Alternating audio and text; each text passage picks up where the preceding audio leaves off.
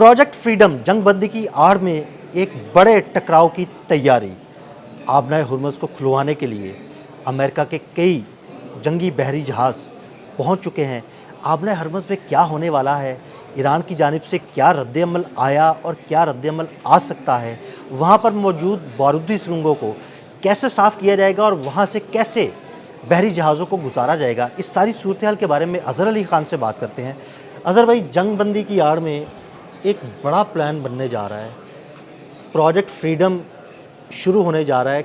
किस तरह project freedom पर अमल दरामद होगा, आबना हुर्मुज़ को खुलवाने के लिए अमेरिका क्या तैयारियां कर रहा है और ईरान का क्या रद्द-ए-अमल आएगा? अमेरिका बहुत ज़्यादा दबा हुआ है, डरा हुआ है और उसने कहा था कि आप सरेंडर कर दें, आप ऐसी शराइत लेकर आएँ जो हम मान लें फ़ौरन, ऐसा मुसव्वदा लाएँ मुज़ाकरात के लिए, सीज़ फायर के लिए, जंगबंदी के लिए। लेकिन वो ईरान ने कहा है कि हम आपको जो है वो टफ़ टाइम देंगे और अब आप देख लें कि क्या करना है। उसके बाद अमेरिका जो है वो बहुत ही प्यार की आड़ में आ रहा है, बहुत ही खौफनाक और हौलनाक प्रोग्राम लेकर। वो कह रहा है प्रोजेक्ट फ्रीडम के ज़रिए हम उन वेसल्स को जो वहाँ फंसी हुई हैं रास्ता दिखाएंगे और कहेंगे तुम यहाँ से चले जाओ, और हम लोग ना एक एआई के ज़रिए बताएंगे कि कहाँ बारूदी सुरंगें नहीं हैं, तो उस रास्ते से गुजर के वो चले जाएंगे। अब ये तो दुनिया को बताया गया है कि बहुत ही सीधा सीधा सा एक प्लान है, लेकिन असल खौफनाक प्लान इसके पीछे ये है कि उन्होंने बहुत ही गैर मामूली तैयारी की है और ये एक बड़ी जंग जो है वो आबनाए हुर्मुज़ के करीब छिड़ने वाली है। उसकी तैयारियाँ मैं आपको बताता हूँ, उसकी तफसील कि अल दाफरा जो उनका एक एयरबेस है यूएई के अंदर, जो बहुत ही अहम एयरबेस है, जिससे पहले भी हमला हो चुका है। वहाँ ऑपरेशनल यूनिट उनका मौजूद है और वहाँ से ऑपरेशंस किए जाने का इम्कान है। वहीं पे सारी चीज़ें, सरगर्मियाँ गैर मामूली देखने में आ रही हैं। जो एक उनके हमला करने के लिए अमेरिका ने अपने तकरीबन 100 जेट वहाँ पर ले जा रहे हैं। वो 100 तैयारे, जंगी तैयारे लेके जा रहे हैं। इसके अलावा तो पिछले दिनों हमने बात भी की थी कि कुछ जंगी तैयारे तो शायद पहुंच भी चुके हैं वहाँ जी, पर। जी, जी। वो उसी के लिए है कि वो वहाँ पे लेके जा रहे हैं। 100 के करीब तैयार है, ये गैर मामूली है। इस्फ़हान के बाद ये सबसे ज़्यादा तादाद होगी, इस्फ़हान के ऑपरेशन के बाद। वहाँ पे 100 से ऊपर कोई तकरीबन 150 के करीब तैयारे गए थे और यहाँ पर 100 तैयारे पहुँचा दिए गए हैं। ड्रोन्स अलग पहुँचाए गए हैं। इसके अलावा जो उन्होंने बहुत सारे डिस्ट्रॉयर्स वहाँ पहुँचाए हैं, जो बहरी जहाज़ होते हैं जंगी। इसके साथ-साथ उन्होंने जो है वो वहाँ पे एक पूरा सर्विलेंस का एक ख़ास निज़ाम भेजा है, जो इलेक्ट्रॉनिकली जैम करेगा चीज़ों को। जी, और उसके बाद उनकी जो तोपें हैं वो निशाना बनाएंगी बहुत सारी चीज़ों को। तो अमेरिका ने वहाँ पर एक कहा यह है कि हम आपको जो वेसल्स यहाँ से गुजरना चाहती हैं वो हमसे रब्ता करें और हम वेसल्स को बताएंगे एआई के ज़रिए वो रास्ता जहाँ पे माइंस नहीं है, और हमने पता लगा लिया है। और हम कुछ एक ऐसा सिस्टम भी लेकर आए हैं माइंस को खंगालने का, जिसमें 1 साल का काम 1 हफ़्ते में हो जाता है। तो इसलिए हमें पता चल गया है कि कहाँ माइंस नहीं है, तो आप वहाँ से गुजर के चले जाएँ। लेकिन अभी तक वेसल्स जो हैं वो रुकी हुई हैं, क्योंकि अब तक ये अपना हुर्मुज़ पे यही साबित हुआ है कि अमेरिका के बजाय ईरान पे जब एतबार किया गया है वेसल्स ने, तो ज़्यादा उनको फ़ायदा हुआ है। जब भी अमेरिका के कहने पे वो आगे आए हैं, उनको ईरान की तरफ से हमला हुआ है, मार पड़ी है उनको।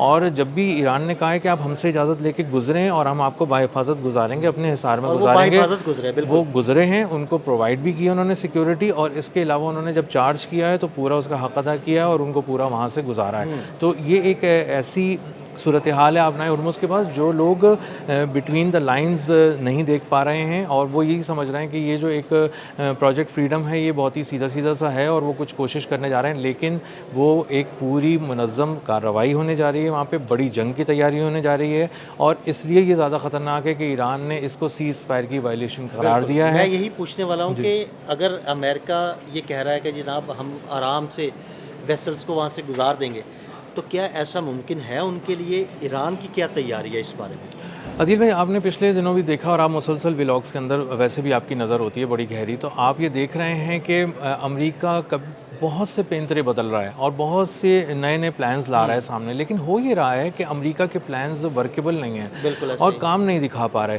तो अमेरिका अभी जो ये बात कर रहा है, ये अब एक आम से तिजारती वैसल चलाने वाले को भी समझ में आ गया अमेरिकी बहरिया की ताकत का, कि वो नहीं कर सकते कुछ।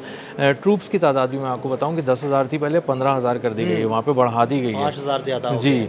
लेकिन अभी तक कोई ऐसा कोई कॉम्प्रिहेंसिव स्ट्रैटेजी नज़र नहीं आ रही जिसके ज़रिए वो वेसल्स को वहाँ से निकाल सकें। ईरान ने कहा है कि अगर आप ये इस तरह की कोई चीज़ करते हैं तो सीज़ फायर की वायलेशन होगी। एक तो ये सीधा बयान हो गया, और दूसरा बयान उन्होंने ये पहले दे चुके हैं कि हम आबनाए हुर्मुज़ को खुलवाने की सूरत में एक बड़ा सरप्राइज़ देंगे। और वो बड़ा सरप्राइज़ इस तरफ भी हो सकता है खलीज फ़ारस की साइड पे आबनाए हुर्मुज़ के, और आबनाए हुर्मुज़ की दूसरी तरफ खलीज ओमान की तरफ भी हो सकता है। और खलीज ओमान जो है वहाँ पे इस वक्त अमेरिका की बहरिया मौजूद है उस साइड पर, और वहाँ पे जो ईरान है उसने भी अपनी सर्वेलेंस बहुत ज़्यादा बढ़ाई है, एक्टिविटी बहुत ज़्यादा बढ़ाई है, और पहली बार वहाँ ड्रोन्स भी उड़ते हुए नज़र आए हैं। और इसीलिए वेसल्स रुक भी जाती हैं वहाँ पे, जो तिजारती वेसल्स हैं वो इसीलिए रुक रही हैं कि उनको फ़िज़ाओं में ईरान के ड्रोन नज़र आ रहे हैं, और उनको एक आध जो वेसल आगे बढ़ती हुई नज़र आई है और उस पर हमला होता भी यानी नज़र आया। किसी भी मिस एडवेंचर की सूरत में ईरान की जानिब से अमरीकी बहरिया या यूएई में जो मौजूद है अमरीकी फ़ौजी अड्डा, वहाँ पर हमले किए जा सकते हैं। जी, बिल्कुल। और यूएई तो इस वक्त मज़ीद हॉट एक स्पॉट बन चुका है उस वक्त के बाद से, जब से वहाँ पे इसराइल आके बैठ गया है, जब से अमेरिका ने कहा है कि हम मज़ीद उसमें वहाँ तवज्जो देंगे, और उसने अपने आप को अरब ममालिक से अलग थलग करने की कोशिश की है, अपने आप को काटा है, तो अब वो बिल्कुल ही अलग एक वो हो गया है। और वहाँ से अब